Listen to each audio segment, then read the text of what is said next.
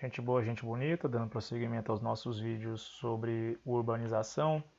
Nos dois vídeos anteriores nós vimos sobre região metropolitana, os conceitos e noções relativos à região metropolitana e as características da região metropolitana e a necessidade de integração entre a metrópole e os municípios vizinhos, onde os dois, a metrópole e os municípios vizinhos, integram uma região metropolitana que é circunscrita aos limites estaduais de certa unidade da Federação Brasileira, tanto que são as prefeituras, os municípios e o governo estadual que atuam na criação da região metropolitana e das políticas de integração econômica, social, cultural e criando infraestrutura em comum para que as pessoas do município polo e dos municípios vizinhos interajam entre si da melhor maneira possível.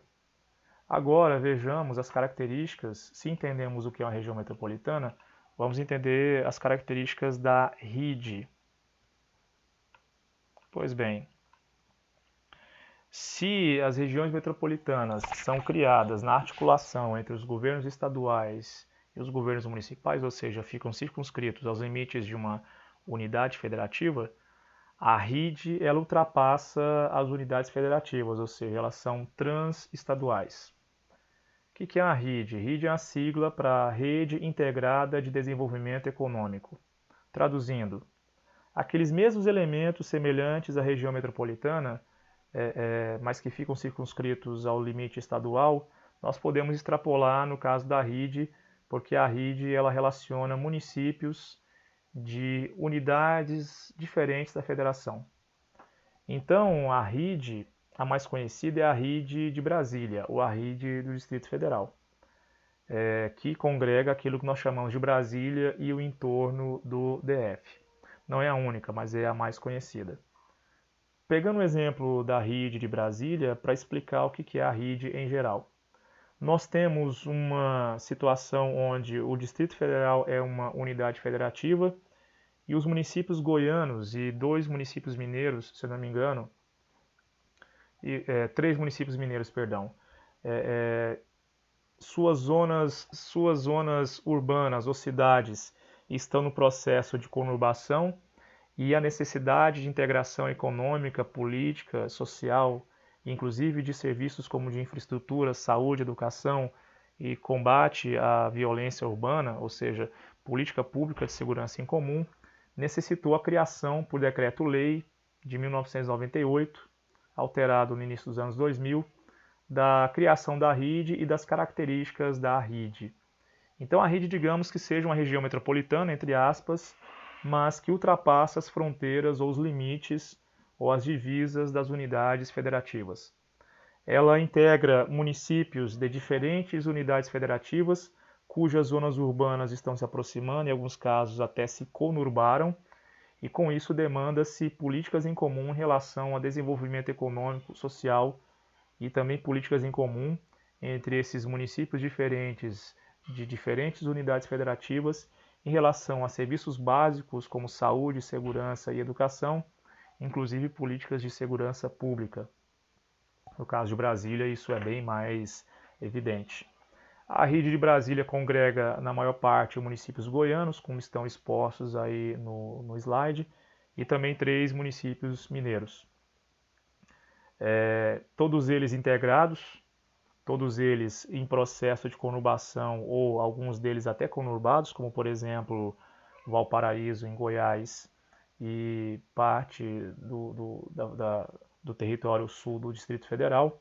Isso que a circulação de pessoas entre os municípios do entorno em direção ao DF e também, hoje nem tanto, mas possivelmente mais para frente, no caminho contrário, necessita políticas econômicas, sociais e inclusive culturais em comum. Essa RID ela é grande em população,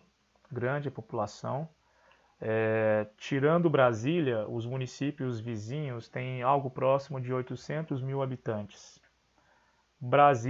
Só Brasília ou o DF tem 2.570.000, ou seja, essa RID inteira ultrapassa 3.300.000 habitantes.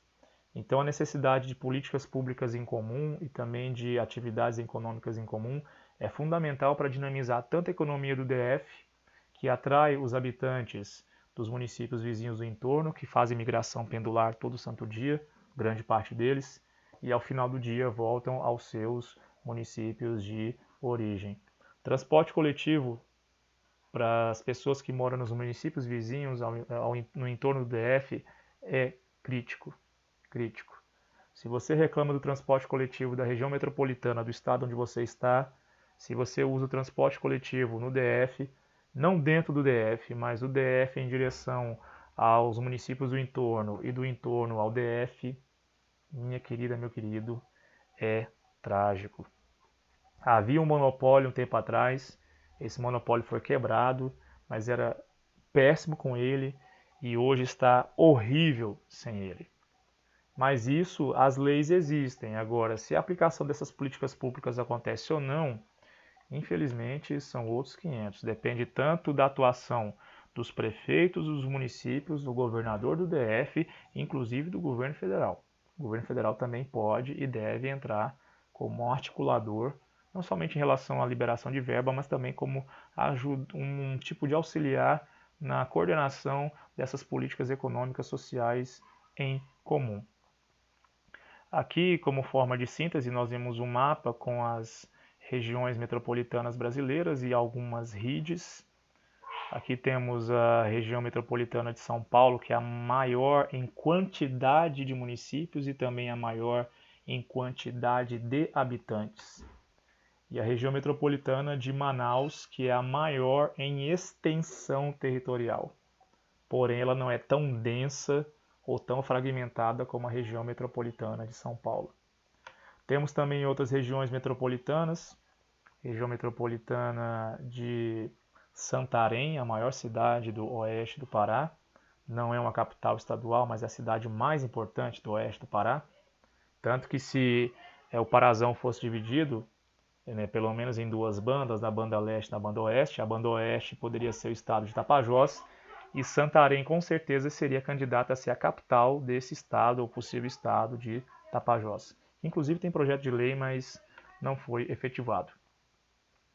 Além das regiões metropolitanas, temos os colares metropolitanos, os entornos metropolitanos, ou as áreas de expansão, que são as áreas ao redor das regiões metropolitanas, onde esses municípios do interior estão se integrando através do crescimento urbano e da conurbação com as zonas urbanas dos municípios que já estão presentes na região metropolitana.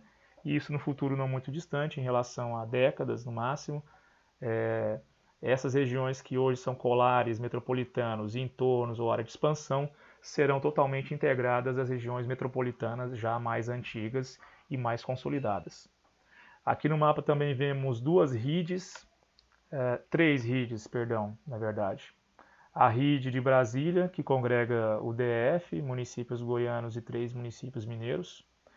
Tem a RID Petrolina Juazeiro, que congrega 2 municípios polos, Juazeiro na Bahia e Petrolina em Pernambuco, e também os municípios próximos àquela área. Inclusive, existe a Universidade Federal do Vale do São Francisco. Se eu não estiver enganado, me perdoem, a sede fica ou em Petrolina, no Pernambuco, ou em Juazeiro, na Bahia. E entre uma cidade e outra, a divisa natural entre uma cidade e outras, nada mais, nada menos é do que o próprio Rio São Francisco, o Velho Chico ou o Rio da Integração Nacional. Existe uma outra RID, que é a RID da Grande Teresina, que congrega municípios da região metropolitana de Teresina com alguns municípios do extremo leste do Maranhão, que são mais integrados ao Piauí do que ao próprio estado de origem, no caso do estado do Maranhão.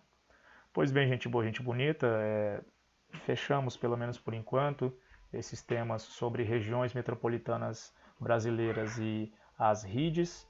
Falamos especificamente da RID de Brasília, mas do mesmo jeito que as políticas públicas da RID de Brasília também são aplicadas porque são leis federais, é uma lei federal de 1998, se não me engano, alterada no início dos anos 2000. As mesmas políticas públicas que podem e devem ser adotadas na RID de Brasília também podem e devem ser adotadas na rede de Petrolina Juazeiro e na rede da Grande Teresina. Pois bem, daqui a pouco voltamos com temas subsequentes e que dependem dos conhecimentos, que adquirimos até agora. Até mais.